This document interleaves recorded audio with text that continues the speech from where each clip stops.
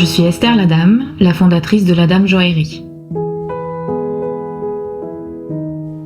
J'ai monté ma maison de joaillerie il y a maintenant 3 ans, après une carrière de designer mailles et bijoux dans des maisons de prêt-à-porter de luxe, comme Lanvin et Elissab. Une fois que j'ai découvert le travail à la cheville, à la main, le vrai travail artisanal et la manipulation du métal et des pierres, il y a quelque chose qui s'est animé en moi et je me suis dit que c'était vraiment ça que je voulais faire. Donc j'ai décidé d'arrêter de travailler pour des maisons et finalement de monter ma maison et une maison de joaillerie. Donc c'est comme ça que Ladame Joaillerie est née. Ladame Joaillerie, c'est une joaillerie que j'ai voulu très contemporaine. Le but, c'est vraiment de dépoussiérer la joaillerie traditionnelle et d'apporter des codes forts comme l'art déco, le mouvement d'avant-garde, vraiment un design très contemporain, moderne et qui s'inscrit quand même dans des valeurs de savoir-faire, d'artisanat d'exception.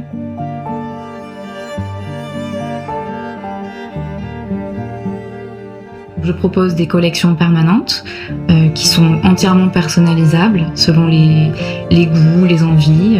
On peut changer les pierres, choisir l'alliage, etc. Je propose aussi un service de fabrication sur mesure. Je fabrique pas des bijoux pour femmes ou pour hommes. Finalement, ma joaillerie, c'est faites-en ce que vous êtes et portez-la comme vous avez envie de la porter. Donc beaucoup de pièces sont portables à la fois par des hommes, par des femmes.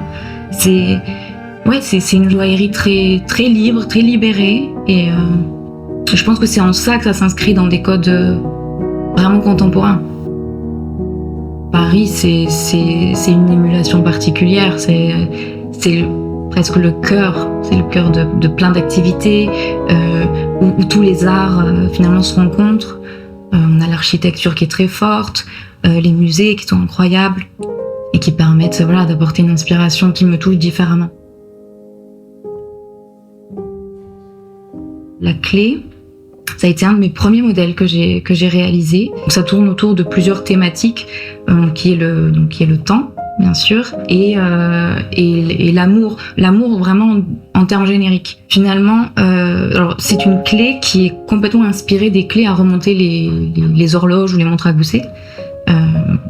Et finalement que j'ai dépoussiéré et j'ai apporté la touche Ladame avec cette forme art déco, la forme octogonale qui est assez récurrente dans mes collections. Et donc c'est finalement la clé qui permet de remonter le temps, qui nous rapproche de ce qui est important pour nous. Donc ça peut être un événement important, les gens qu'on aime ou qu'on a aimés, quelque chose qui relie les gens ou qui nous relie nous-mêmes à notre histoire. C'est en ça que ça a été vraiment la première pièce forte que j'ai designée et que j'ai fabriquée, et j'y suis très attachée. J'ai une affection particulière pour les bagues parce que c'est un objet, c'est presque un fétichisme. En fait, une bague, ça va loin. Enfin, c'est un objet qui se conçoit presque comme une pièce de mobilier. Il y a une certaine tenue, c'est un challenge de design qui m'intéresse énormément. J'essaie toujours d'apporter un fil rouge entre toutes mes collections pour poser finalement un ADN clair pour Ladame Joaillerie. Mon fil rouge, c'est vraiment l'art déco, mais l'art déco d'avant-garde, donc on est vraiment sur quelque chose de très contemporain. C'était assez brut, on n'était pas sur quelque chose d'ornemental, très fort, très doré. On a beaucoup cette image de l'art déco comme étant tout droit sorti du film Gatsby. Moi, c'est vraiment un art déco moderniste.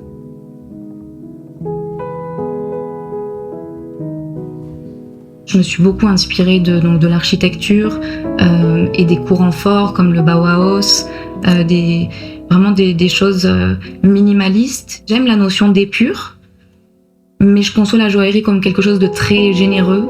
Donc je suis vraiment entre l'art déco, l'épure, le modernisme, mais toujours dans une recherche de générosité et d'émotion dans ce que je fais. Donc épuré mais pas vide. C'est toujours ça la bonne balance. Je fabrique tout à la main en métaux précieux recyclés.